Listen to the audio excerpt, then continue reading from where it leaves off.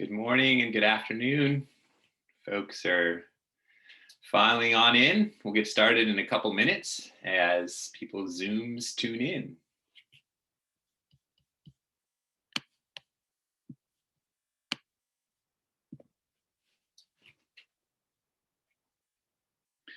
Someday I'll figure out how to play background music on my Zoom for folks as we're coming in.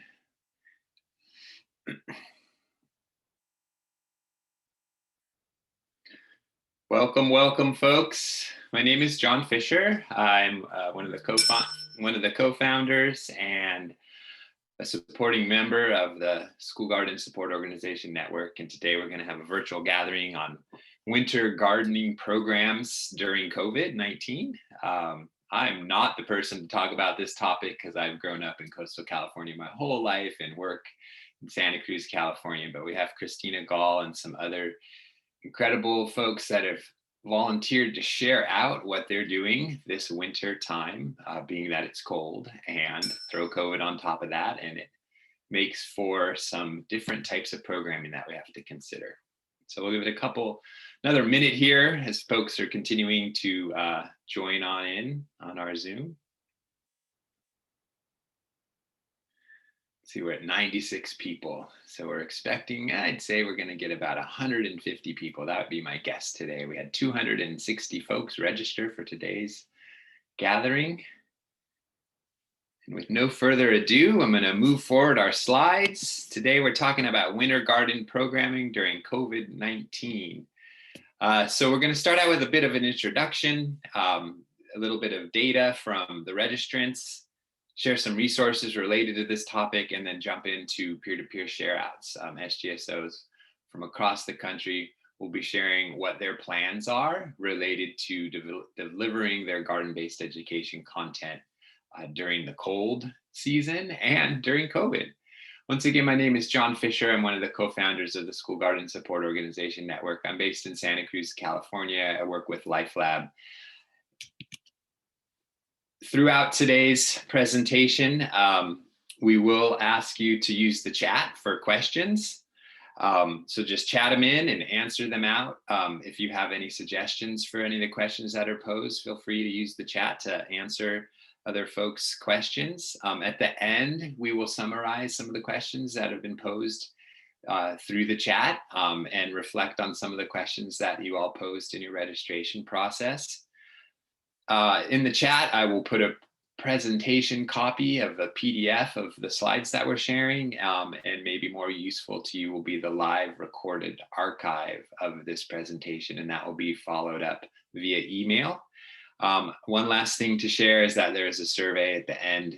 You'll be provided a link when the Zoom closes out, and we'd love to hear your feedback on how this presentation went for you.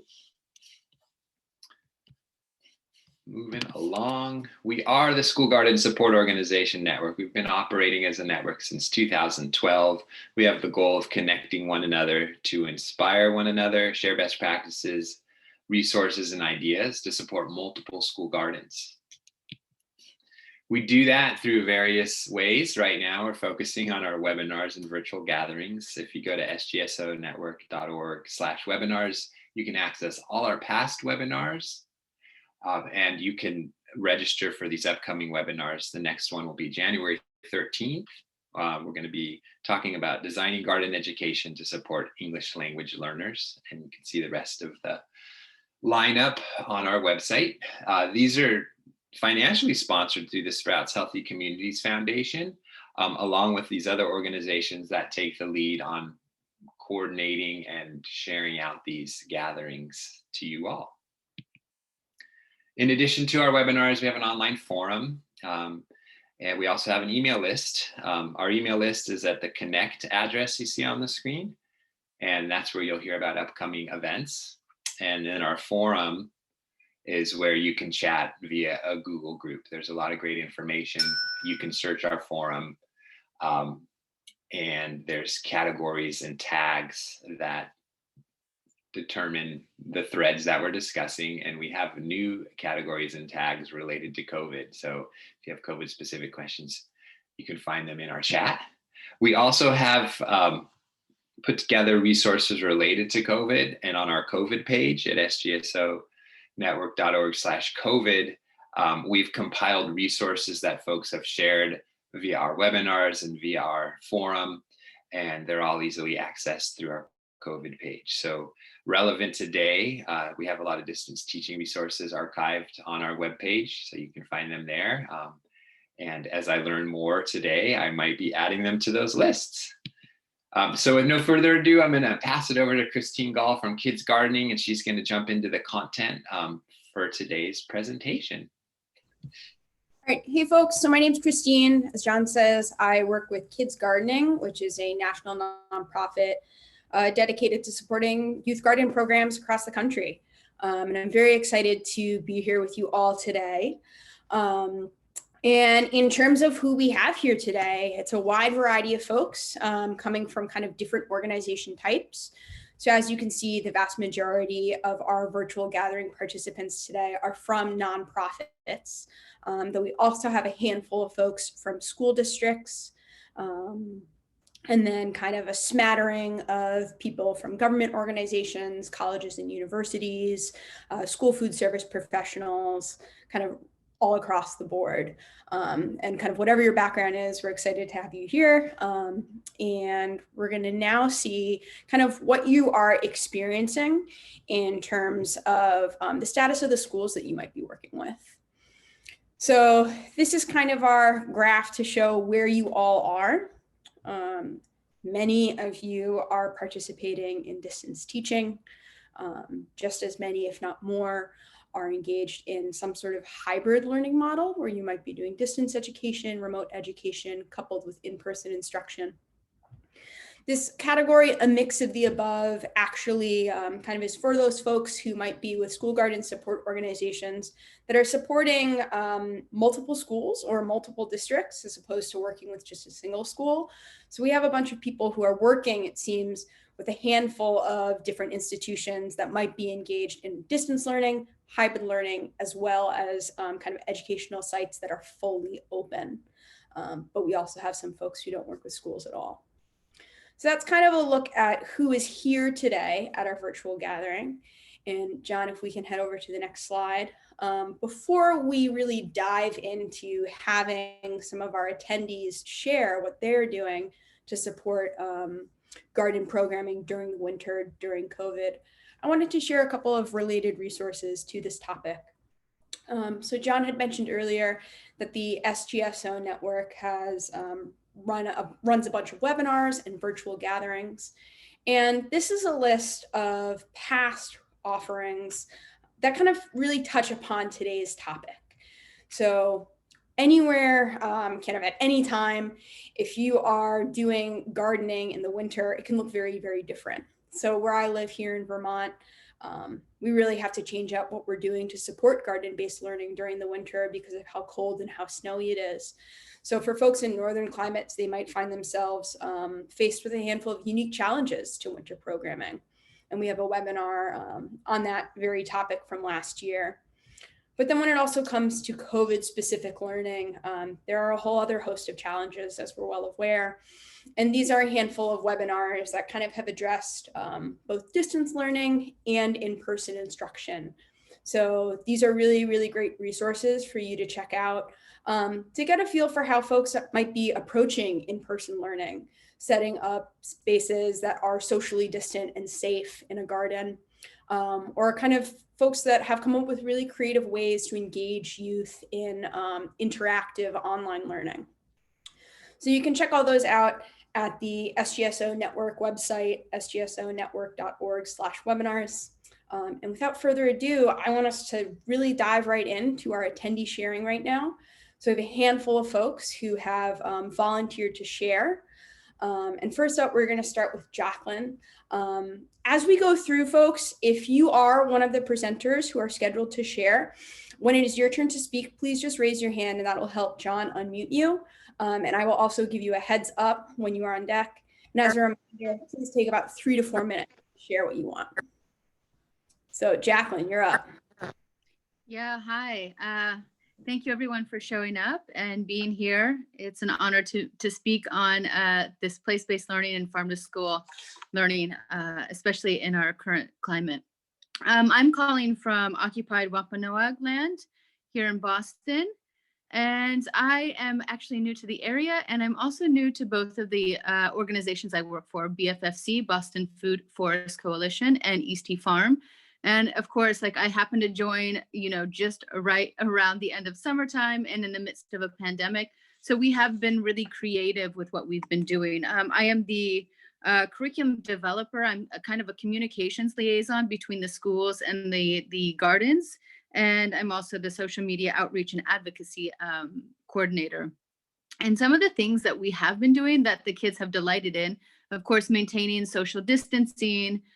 We also provide PPE on our site so to make sure that for those who might not have it available, that they do have it available. We've done things like garlic planting and daffodil planting, which is a great opportunity to discuss like cycles of planting and cycles of life and cycles, just like all kinds of different cycles. And the kids really enjoy that. And we talk about like tucking them in and letting them go to sleep. And then they'll come back in spring when things are blossoming. So we're able to engage with them talking about what happens in the springtime.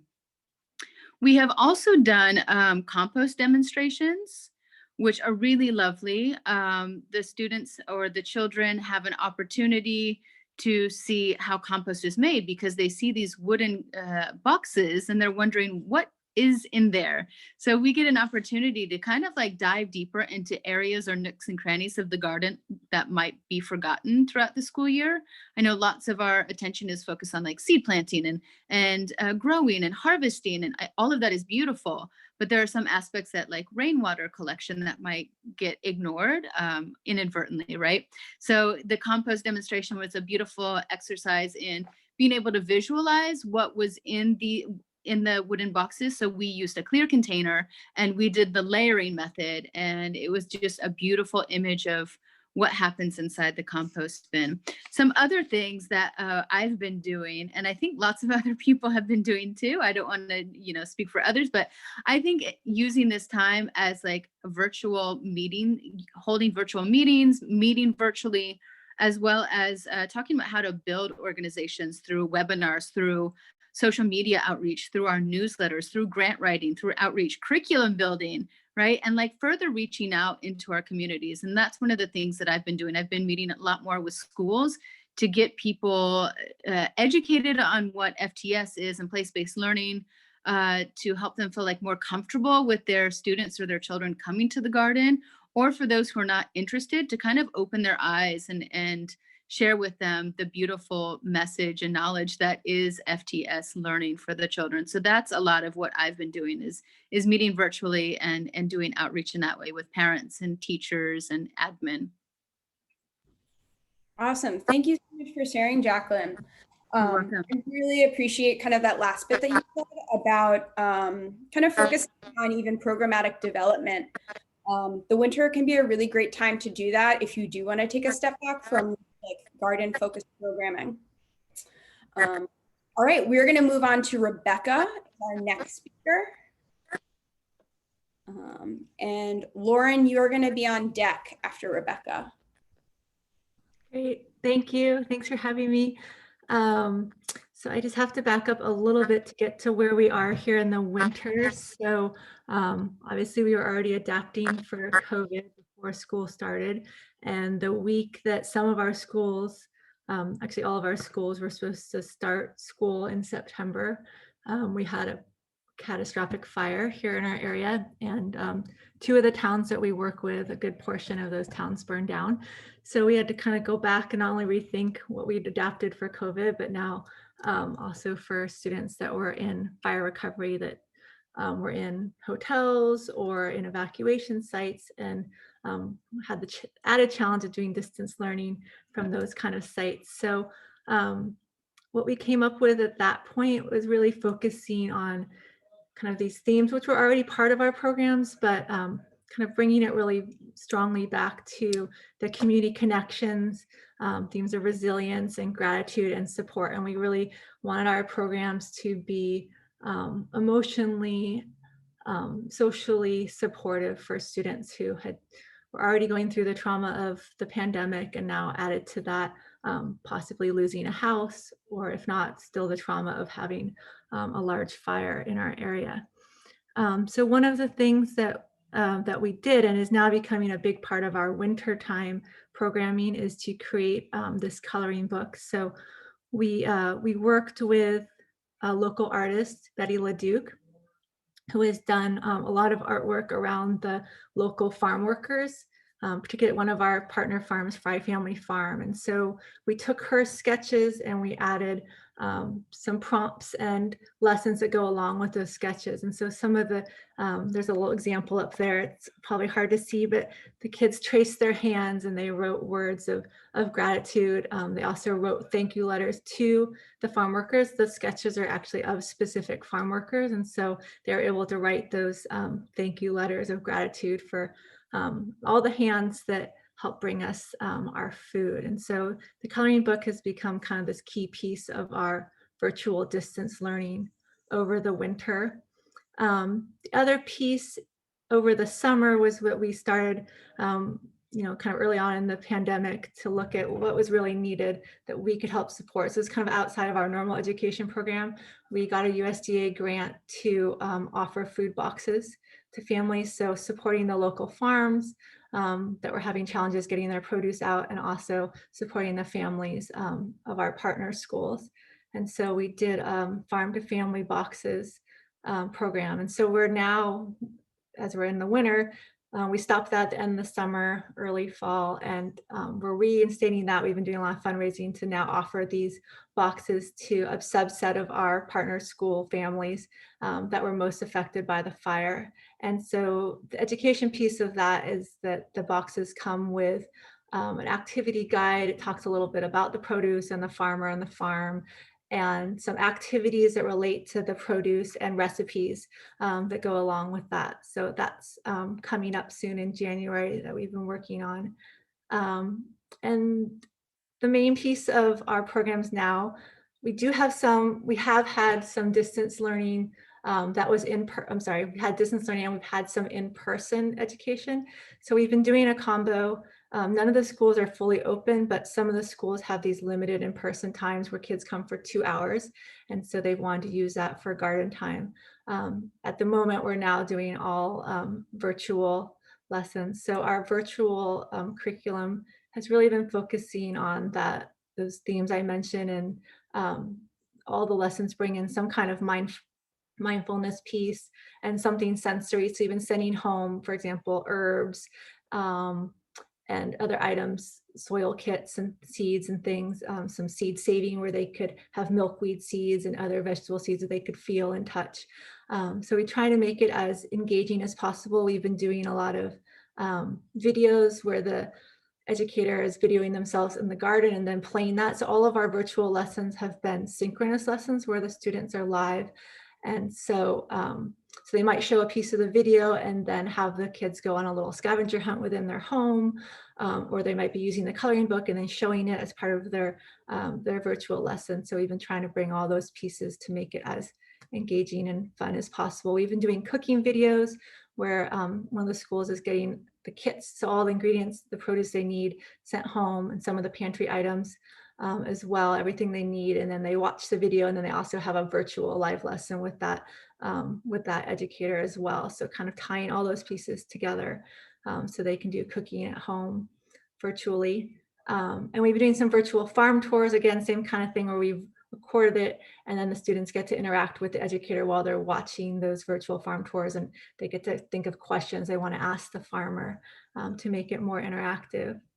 And we did before, right around Thanksgiving time, we were still doing some in person, and some of our schools that were closed down for COVID, that was only distance learning, we're able to do like a 1-day garden day. And so we set up pop-ups. It was really rainy and cold, but kids just layered up, and we purchased a bunch of pop-ups at the beginning of the year. And so we're able to have covers for kids to stay as dry as possible. And we had distance activities that they could do outside in the garden, masked.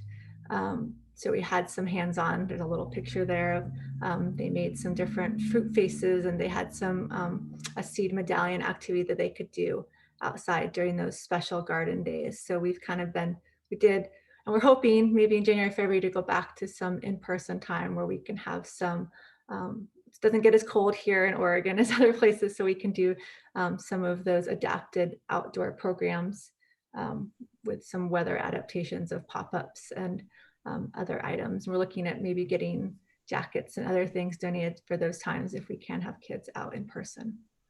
Cool. Thank you so much for sharing, Rebecca. That idea of getting kind of donations of warm clothing can be really, really important, especially for many northern programs. If you want to get outside and just kind of explore nature as a way to connect to your garden space and kind of connect just to your place. So that's a really great point to make. All right, we're going to move on next to Lauren from Austin, Texas. And Derek, you are going to be on deck after Lauren. I just want to interject real quick. This is John, and I see folks posing questions to us as the panelists. If you do, I do believe you have the option to pose your questions to all the attendees as well. That would be great because it encourage peer-to-peer dialogue. So if you have the ability, and I'll check the settings on my end, if you have questions, for example, someone said, can you share examples of kits you're sending out? Pose those to all attendees when you have the option in chat. And then we can get more of our audience to have some peer-to-peer sharing. And with that, pass it back on to Lauren. Hi there. Good.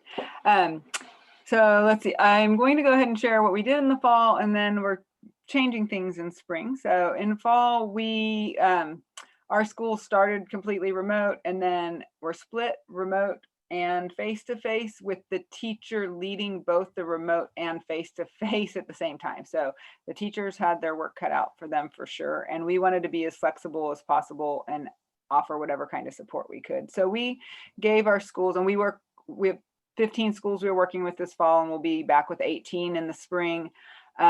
We offered them a menu of support, and we assigned like the time that we'd normally spend with them. We see a school for a full day every other week throughout the school year. So we allocated that time and divided it up in a point system so they could choose how many points they wanted to use and basically buy specific services, but they're not paid for. They're part of our program.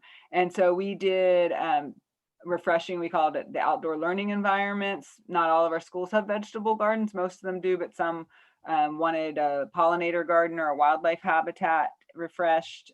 We did take-home exploration kits. The one that we ended up sending out this fall was on, it was a soil lesson, but it was based in an activity on rocks and porosity of the rocks and how much like water they can hold. And then we did, we had some online curriculum, like videos that were new. We did a lot of distance learning from March through September, and then we started new distance learning exploratory lessons that were both in English and Spanish for October, November, and December. And we did professional development and a few consultations, and then we had a virtual toolbox too. So for the schools that really just wanted to figure out when they could fit it in, the virtual toolbox was a really good option for them. That's where we nested our old distance learning videos, put in some webinars, some of that we linked in some of these webinars too that we thought would be really relevant to the classroom teachers. And then we also shared our just lesson chunks and the field trips. We made one field trip ourselves, and then we directed, there are all kinds of other nature-based field trips out there, so we directed and steered teachers towards those in the virtual toolbox. So we're a small team, and that was a ton of work, and we felt crazy, but we accomplished a lot. And in the end, it came out really good, and the schools were really happy with the services. But we knew for our own sanity going into the spring, we could not do that in the same way again. And so for spring, we're offering three different options really. It's a phase back into face-to-face. We know the numbers are really high here, and I'm in Austin right now. So we expect coming out of the holiday season, they're probably going to stay high through January and questionable in February. So we're hoping to be back face-to-face in March. But in that intermediary time, we plan on offering some video lessons, doing another round of garden cleanups, which is something that became really important in the fall for the schools that had kids on campus, and the teachers were able to get out just to have somewhere to go and make observations around the garden. We went and cleaned up gardens and planted them, and just asked that they do the best they can to keep them watered while we're not there.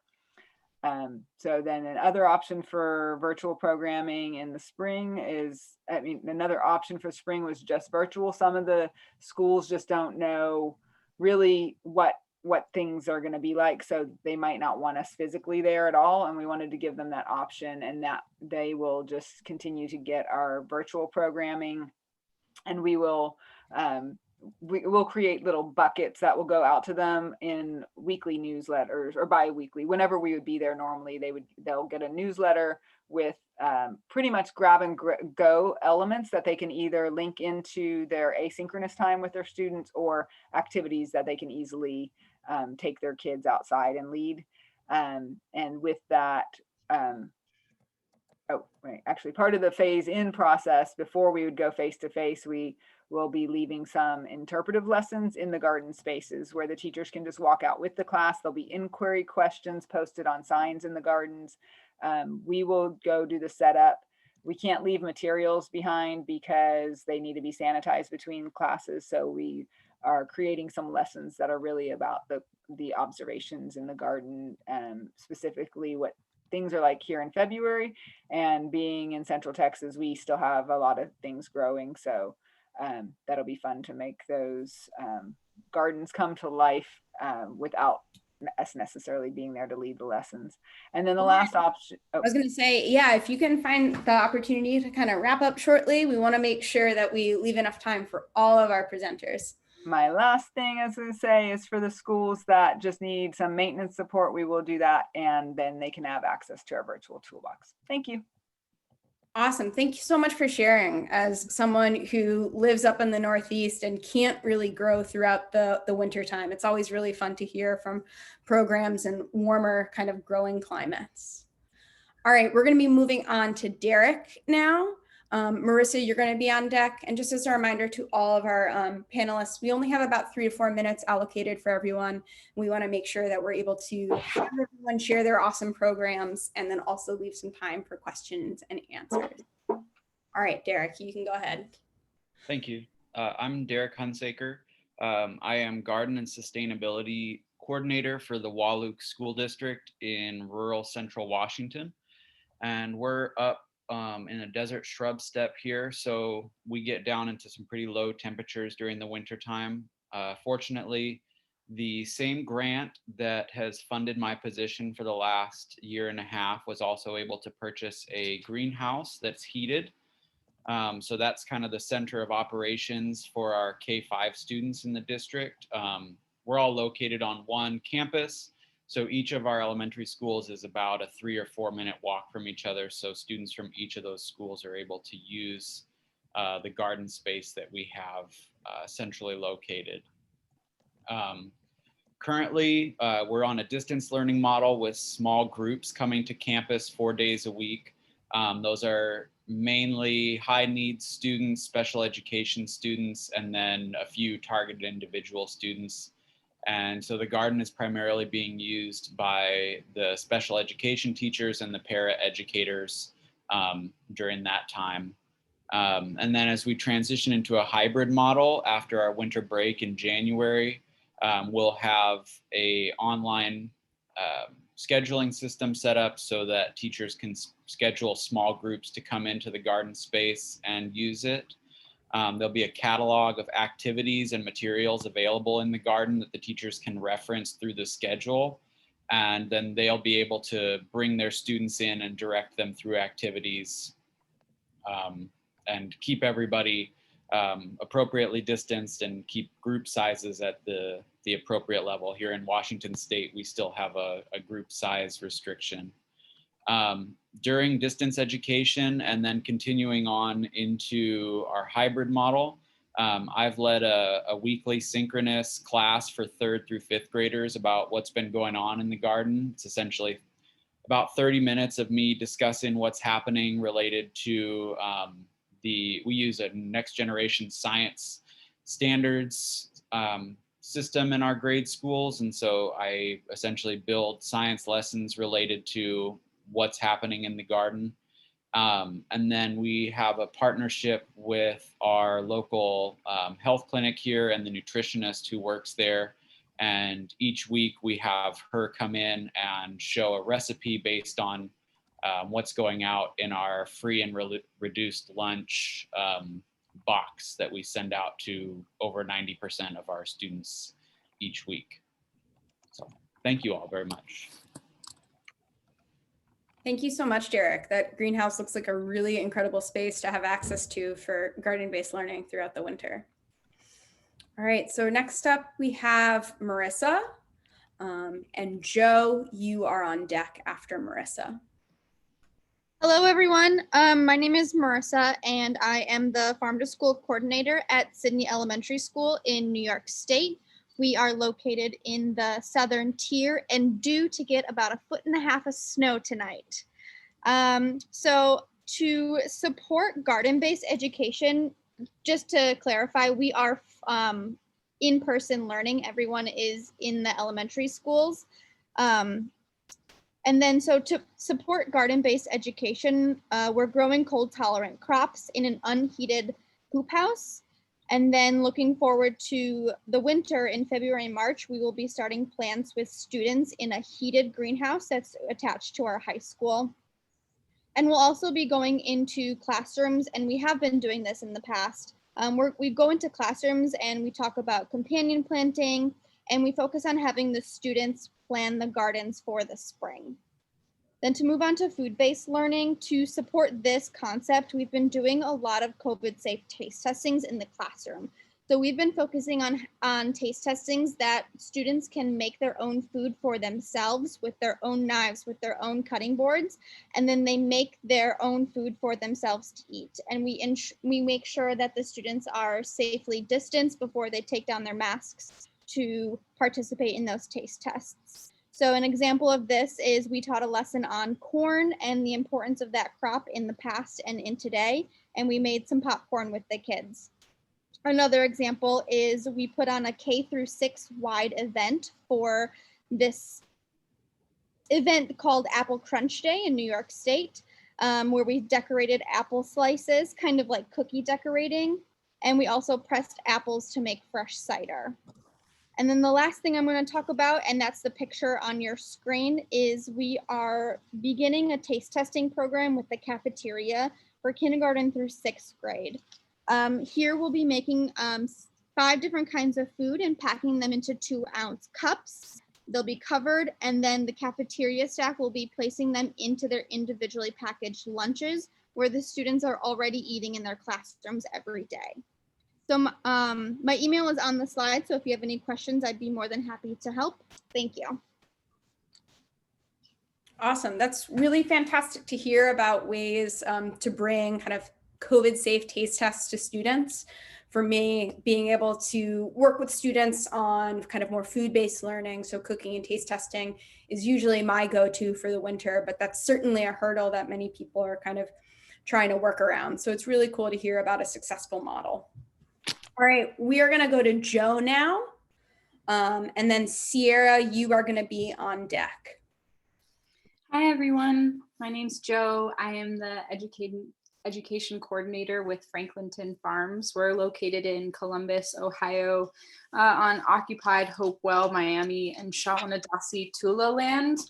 And we're unique in the sense that we are a farm. We're operating on dispersed land. It's about 2 acres total of scattered site farms. So it started as a vegetable production farm. It actually started as a community garden and grew to be the largest producer of fruits and vegetables in Central Ohio. And the education program is relatively new, but we have a learning garden, and we're blessed to be able to have visitors from schools and local organizations come to us. And it's been particularly helpful with COVID.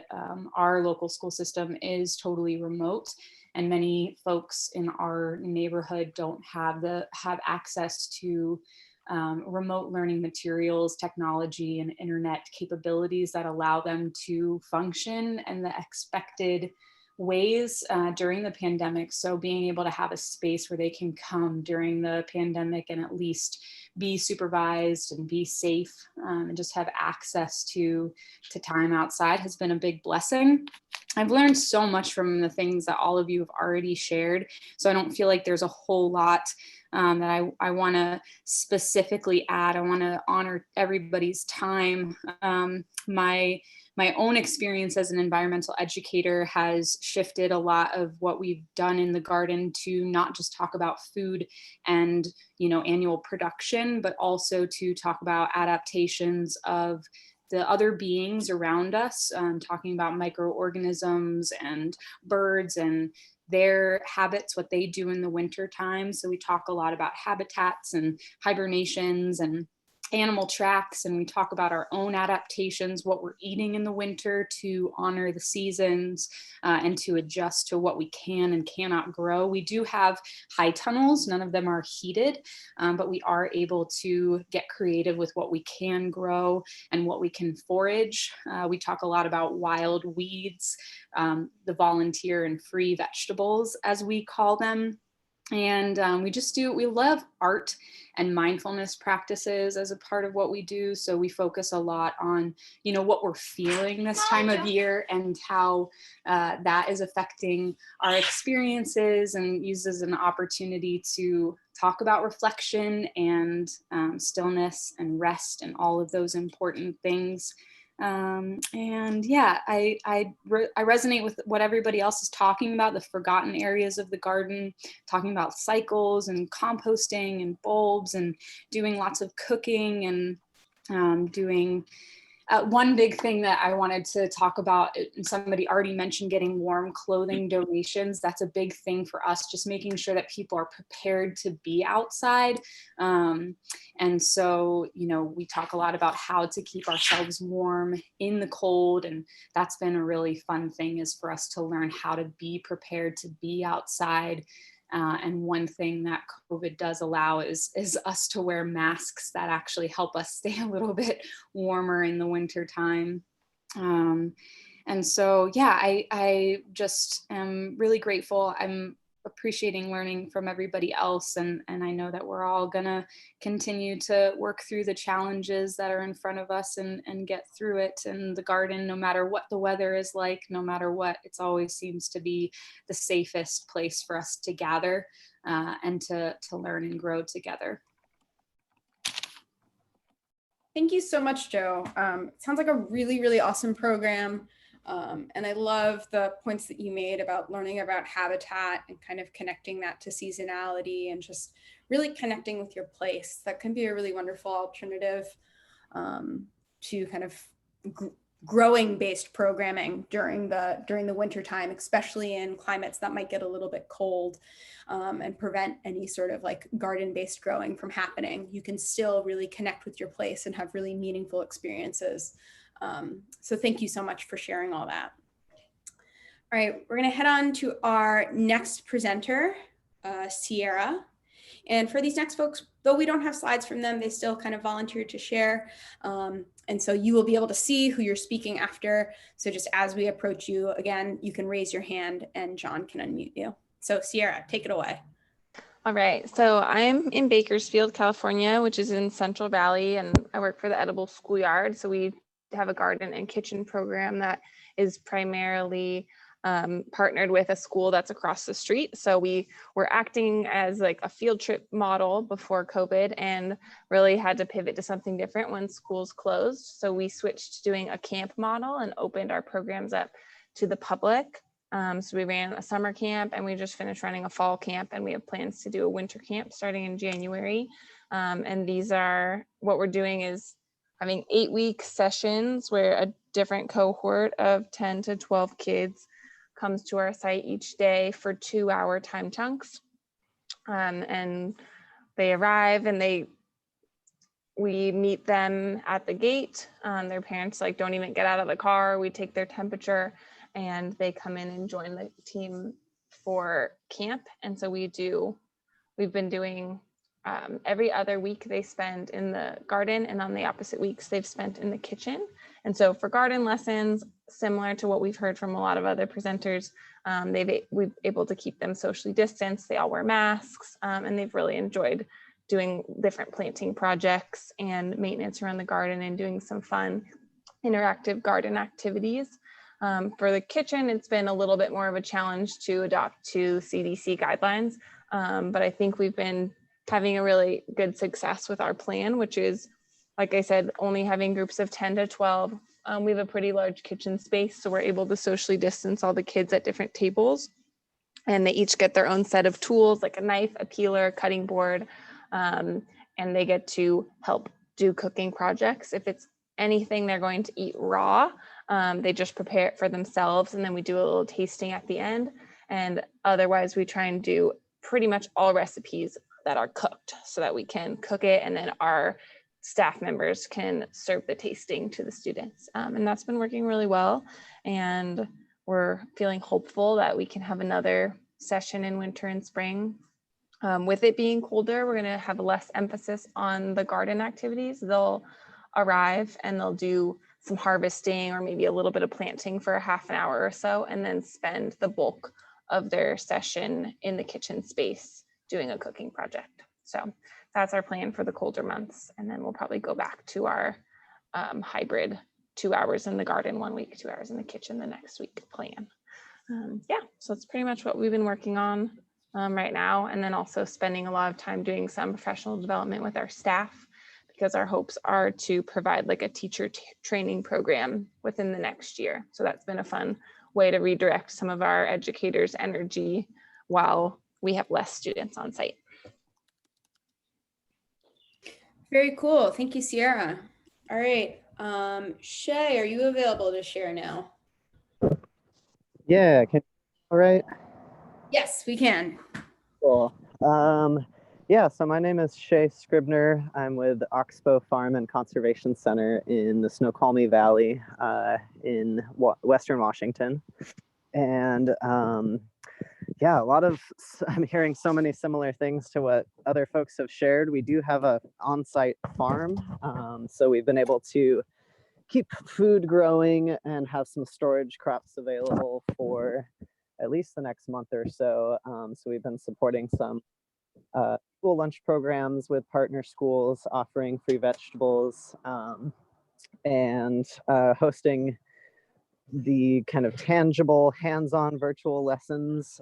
We've done a few where we're sending apples or carrots or pumpkins to kids and then exploring those together virtually, but of course they have something to hang on to there and eat. And this week we shared some gourdament kits. So we took some Tennessee spinner gourds, little dry gourds, and put together just a little kit with some supplies to hang it as an ornament or just decorate it and use it as a top. And kids were super excited to have a little craft project with that natural material there. We're planning other hands-on virtual lessons, bringing worms and seeds to different schools to share. Most of the schools we're working with are still entirely remote. We have a few that are doing some in person. So one of the biggest challenges we're kind of navigating now is how to effectively get materials to students through the winter. We are also planning to start an after school kind of drop-in garden program toward the end of winter, early spring. Flooding is a winter risk at Oxbow, so we're kind of balancing whether we can safely have people or not through the season. And yeah, I just love hearing what you all are sharing and looking forward to being part of Life Lab and school garden support organizations. Gosh, now I'm forgetting the name of the program, but getting together with a couple other folks and doing some brainstorming this winter through this platform. So my email is Shea, SHEA @oxbow.org, and would love to connect with anybody. All right, thank you.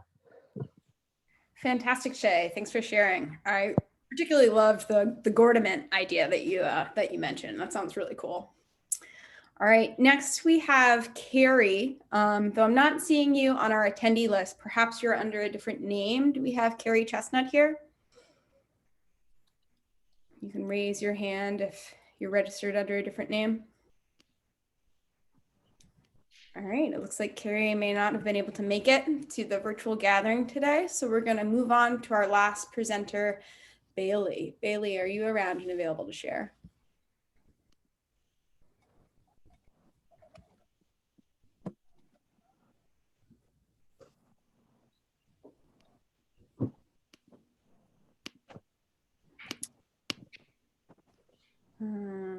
I'm not sure. John, were we able to find Bailey? Or maybe we're all done with our presenters for today. Let me search for Bailey once again. Let's see. Nope, no Bailey on anymore. All right, well then we can wrap up our attendee sharing a little bit early and move on to our question and answer session. Yeah, so based on what some folks have put in chat and what folks put in the registration, I'm going to post some questions that were brought up by others. And if you are one of the panelists, you would have the opportunity to unmute yourself and share out a bit. But I'll start with this one. And this is a very common question on how do you get materials to your students, especially if they're not coming to school. And I'll say in our district programs in the Pajaro Valley Unified School District, we work with 7 schools and there's meal distribution sites. So we do it via the meal distribution sites. If we want to like send home a seed planting kit or just sending home seeds, packaged seeds, just to add something, you know, excitement. So that's one way. And then all of our schools have like material drop off points as well. But since we're more partnered with school food, we do it through school food.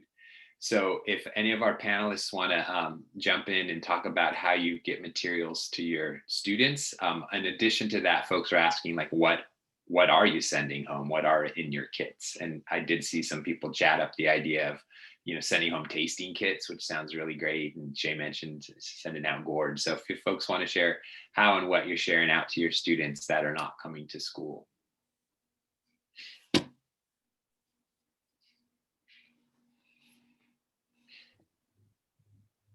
I can share a little bit from Rogue Valley Farm to School in terms of the how.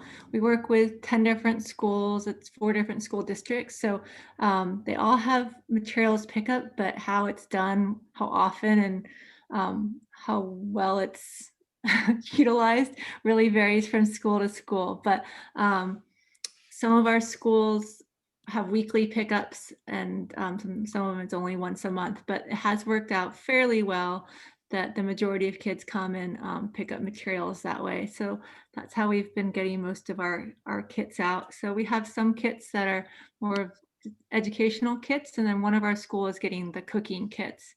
And I think I mentioned in the chat that those kits come with everything they need to make that. And then the educator is also creating a video that they can watch that goes with that kit, as well as an informational sheet in the box. Nice. And if any other panelists want to unmute themselves and talk, that'd be great. And if any attendees have something to share related to the idea of how you distribute kits and what are in your kits, raise your hand and I can unmute you. I was just going to say, we did an opt-in curbside pickup for a recipe distribution at our school, and it went pretty well. We definitely overplanned for the printing materials that went along with it, so I wouldn't print until the last minute on those types of things. Yeah, that is something. Our after-school program distributed 4,000 kits, and they were not expecting that would take like 5 classrooms of space to prep them all. So that was something we took as warning as a nonprofit before we started distributing loads of kits. We did it more of whoever showed up and was interested, rather than making kits for every single kid, like the after-school program did. Autumn, I unmuted you. Will you let us know where you're from, location and organization, and share us a little bit about kits and distribution? Yeah, my name is Autumn Rook. I am from Coleman, Alabama, and I'm a little bit in a different position than all of these wonderful educators and outdoor classroom educators. I'm very new to this position and have been kind of thrown to the wolves, as one might say. There's a lot of stuff to do with the 3 schools that I'm involved with. And I just gotten this job maybe a month ago, so I haven't had time to really put together a lot of these creative kits that everyone's been sharing. But there's one thing that I have been putting together that's creative, I guess. I have been making 3 different newsletters, interactive newsletters for 3 different schools. They have to be different because my school, all 3 schools are so very different from each other. And I've been trying to include maybe like short 1-minute videos of what I'm doing in the garden, what's growing in the garden, what the students can do, resources for teachers, and little activities for the kids to get involved and teach them how to learn like maintenance and to water the plants and how to check if they're healthy and how to harvest. But I'm open to any advice on how to maybe connect and to build these like good relationships with these teachers when I am so new. And I have a business degree, and this is my first first experience with a job like this, and I'm loving it. But it's very new, and I'm just open to all the opinions and ideas. Thanks for joining on, Autumn. And I do want to just point out that at the SGSO-Network.org/COVID, you could link to and see what a lot of other organizations are doing during this challenge of distance teaching during COVID. And then in general, if you're looking for great resources related to gardening with kids, the kidsgardening.org site is full of resources and ideas, a great place to start your learning in this garden-based ed world. I see Derek, you raised your hand if you want to share out on kits and distribution. Yeah, so just to kind of talk about the kits, we are paired with the food service department. And so if we have something that's going to go out, it typically goes out with our meal boxes each week. And then, like I said, in my portion on the panel, we have a nutritionist who comes into our synchronous Zoom meeting each week and kind of discusses recipes or different preparation options for what's gone out with the box. And then in response to Autumn, kind of to go off of what John said, they make a lot of really excellent resources that you can connect your teachers with. I was kind of in your situation last year. It was my first year, and it was the first time a position like that had existed in the district.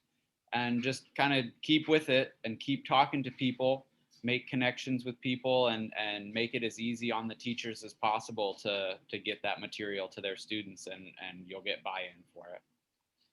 Thank you. Great. Thanks for sharing in the vote of confidence. Yeah, I always say in these world of garden-based ed, everything out there is already out there. It's just sometimes hard to find it. So it's about communicating and digging, and our online forum is a good place to do that. And as I mentioned, kidsgardening.org is a good place. Great. So I'm going to move on to another question. And this was specifically for Rogue Valley, but I bet other people have information on how they were running their virtual field trips. So for Rogue Valley, if you guys are still on and you want to chip in a little bit more about how your field trips run. And then the question was also specifically about just how did you schedule them? You know, and I could say that we're not doing, at our program, we're not doing field trips per se, but we open up our garden program to any kid that wants to show up, and they get the link. And our challenge is sometimes 4 kids show up and sometimes 94 kids show up. So so I'm saying I don't have an answer. So if Rogue Valley wants to chime in and talk about how you're setting up your field trips, that would be great.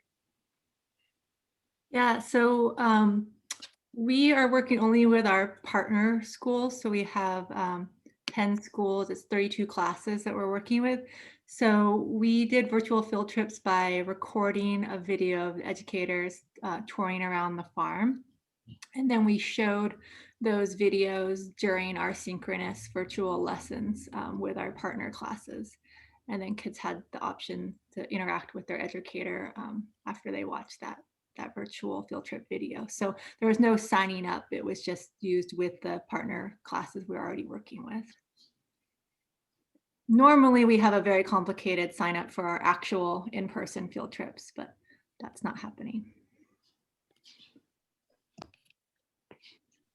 Great. And I know there's a group here in at the Lawrence Hall of Science in the Bay Area that focuses on high quality environmental ed. And I just put in the link a resource about designing outdoor science and experimental education distance learning experiences. And they were really more geared toward outdoor ed schools, but they have a lot of information related to the idea of connecting kids to the natural environment in a distance manner. Anybody else have anything to add about field trips? Participant or panelists or participants, attendees that want to raise their hand?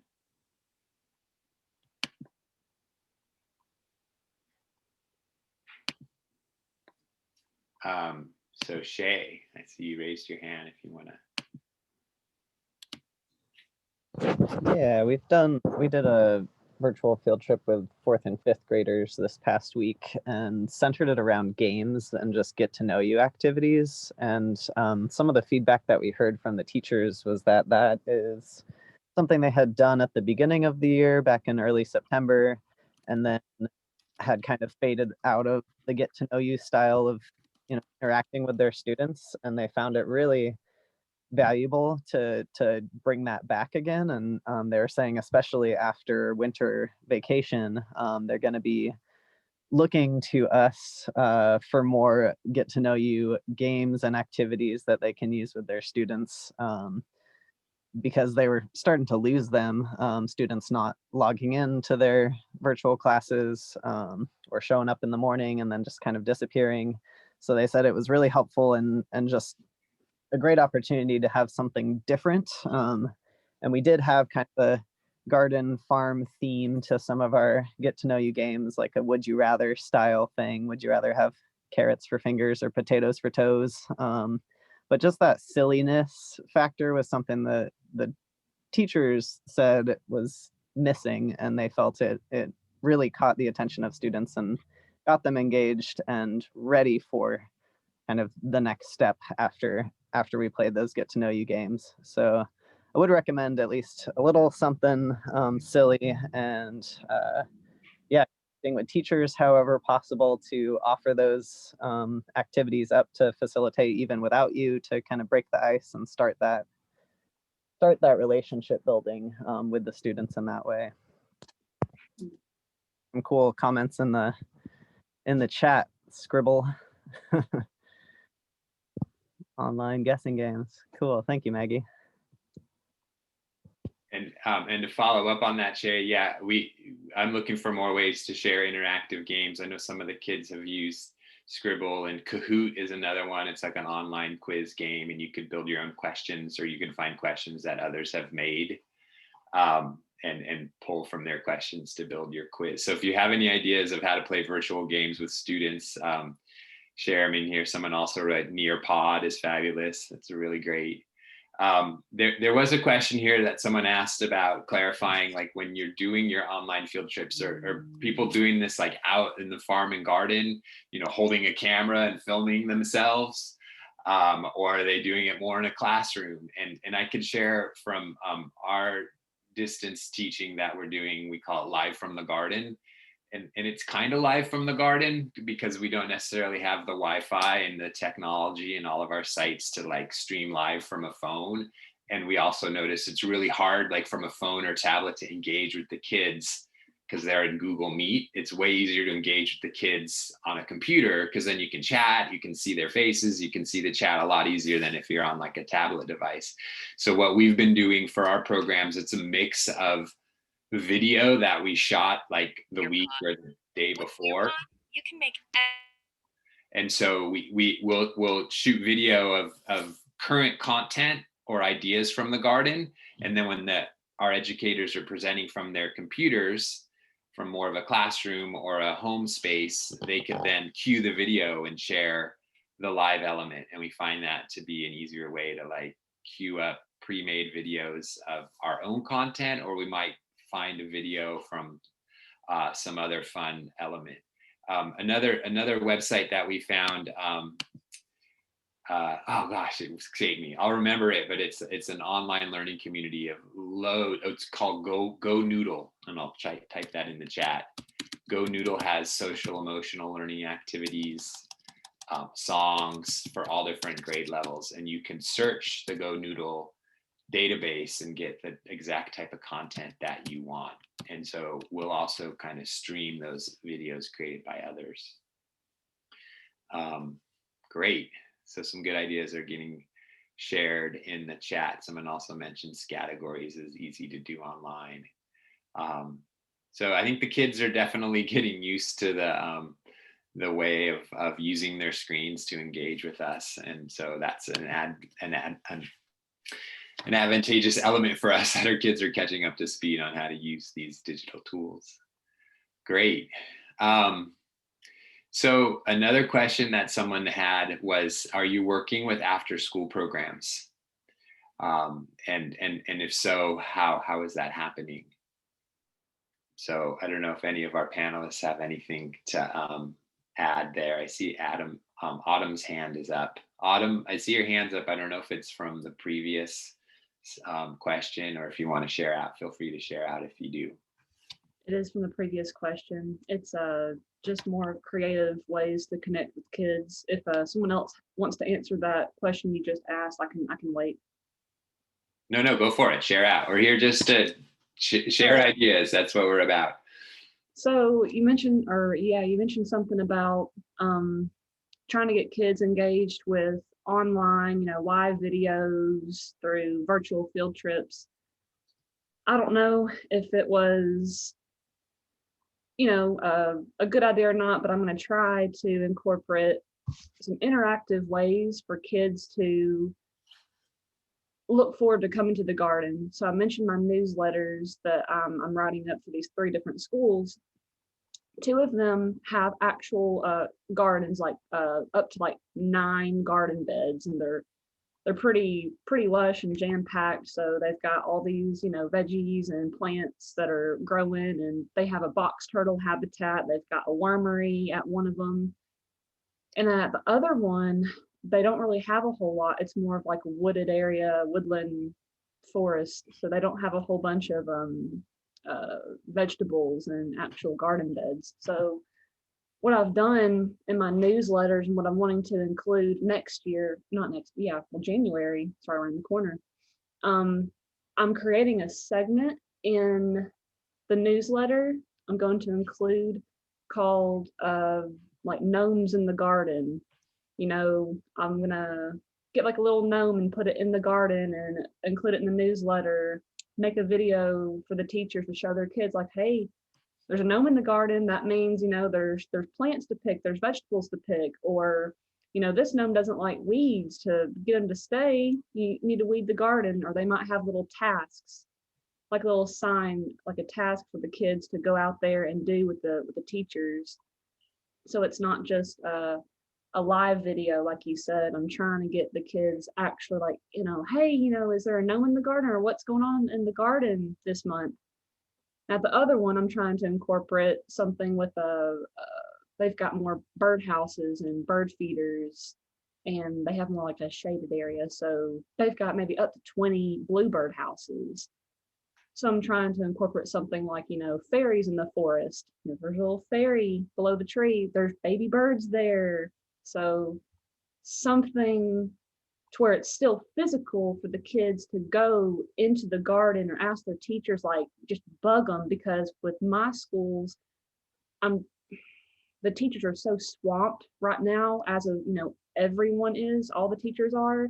They just don't have the time and the motivation to get out in the garden. So it's a real struggle to get them motivated and get them wanting to use the garden. So I think I'm gonna try to get those to be really, really good, tools. Might be a silly thought, but I thought it could work. Got to try it out. Those are some great ideas, Autumn. And I've heard of, when you mentioned gnomes, it reminded me of one garden educator that was hiding a gnome in their garden, and then they'd take a picture of their garden and send it to the class. It's kind of like a Where's Waldo, and then the kids would have to like search the image of the garden and see like little gnome's head sticking out behind a garden bed or something like that. So I don't know. It's just like search, just full Where's Waldo in the garden activity, but using a garden gnome.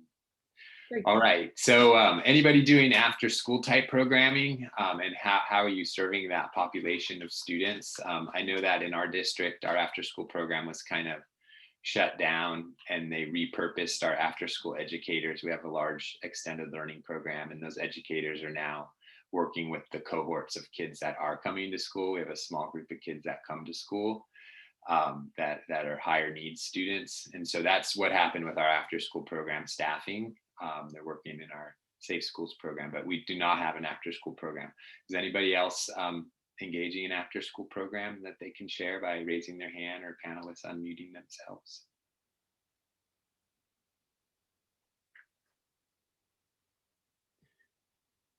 So Rita, I've just allowed you to unmute yourself. Hi, I'm Rita Neal from New Britain Roots in Connecticut. We're racing to have 12 inches of snow in 10 hours from now, within 10 hours. We are doing some after school. We're only doing after school actually right now. So we have 4 programming days. Only one was hands-on, but I did do a hands-on, and the rest are all virtual after school programs. And what's the question? What do we want to know about after school programming? Just how you're operating it during COVID and in the winter time when it's really cold, anything related to Yeah, we do indoor stuff a lot. We did we did daffodils and garlic, and we do a lot of cooking, because I find that a way to kind of bring everyone together. Almost too much, because the 6-foot distance is, it's hard in a kitchen to keep that. So it's really a balance. And even though these kids are high school kids, we also did bird feeders too, and that was much easier to do. And then we did interactive games on their computer, believe it or not, but there's this Bird Song Hero. I don't know if anyone has used it. It's amazing. But so we do a bunch of different things is what we're doing. And then we have an hour, and it's mainly cooking class, although we do nature classes as well online. And we always do kits. I've never really done anything without a kit. I think the visuals and the tactile learning is really important, especially after school when they've been using their mind so much. It's kind of nice for them to use their hands. So we always do either cooking or building of something. That's great. And that's great that you're able to bring the kids in face to face. I know we're not allowed to yet. So, and then being that you got high schoolers, it sounds like it's probably easier to convey the idea of distancing themselves than if you were working with kindergartners. Ray, I unmuted you or gave you the ability to share. If you have something to share, Ray Cooley, and let us know where you're chatting from. You know, this is Karen Wagner, and I work with Ray, and maybe I've got the wrong link, but she and I work together with the Walla Walla Valley Farm to School in Pendleton, Oregon, and Walla Walla, kind of across the state line. I was able to get an after school program, a 7-week in-person garden club going for K through 5, and it was their first year in their garden and their first opportunity to actually explore the garden, and it proved very successful in having an 1.5-hour club once a week for these pods of 10 maximum children to plant and harvest and eat and get a little garden lesson at the same time. We got snowed out right about Halloween, and so took some things indoors to do garden planning for next year, and working with the cafeteria staff, we were able to eat new fun dishes with eggplant and other less favorite childhood delights. And it was a wonderful surprise, I think, to the kitchen staff that kids would eat squash and green tomatoes and eggplant and things that they hadn't been successful with otherwise. So it was, I think it was a really good introduction and opportunity. Nice.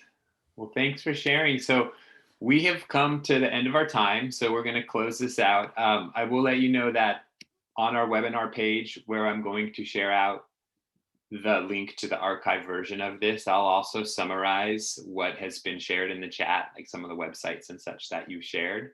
So I will be sharing those out. So those will be on our webinars page. I want to thank you all for hanging on here. An hour and 15 minutes is a long time of Zooming, but I think we did get to share some relevant resources in the Q&A. I'm going to answer one last question because we have someone calling in or Zooming in from the Hungarian Foundation for School Gardens, is interested in the international experience of school gardens. We have had one webinar that was done in the Spanish language of Latin American countries, but I do want to put out the name of the International School Grounds Association, the ISGA, internationalschoolgrounds.org. And also greenschoolyards.org. Those are both organizations that work more on an international level on schoolyard greening.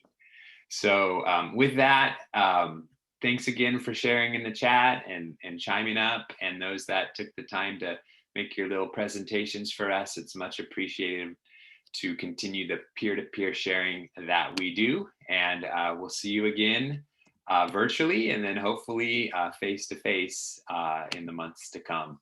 Take care, everyone. Bye-bye.